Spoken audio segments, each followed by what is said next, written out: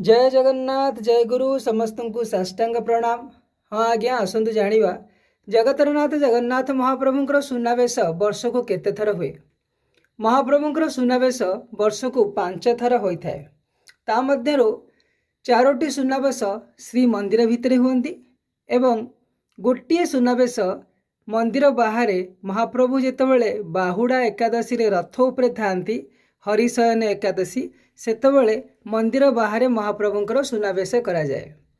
बाकी जो 4टी रहिले पुष्याभिषेक पुष्य पूर्णमी रे महाप्रभु पुष्य पूर्णमी रे सुनावेश हुंती, दोल पूर्णमी रे महाप्रभु सुनावेश हुंती, तापरे दशहरा आश्विन मास शुक्ल पक्ष एकादशी रे एवं कार्तिक मास जेतबेले पूर्णमी हुए कार्तिक पूर्णमी सेतबेले महाप्रभुंकर मध्य सुनावेश हुए।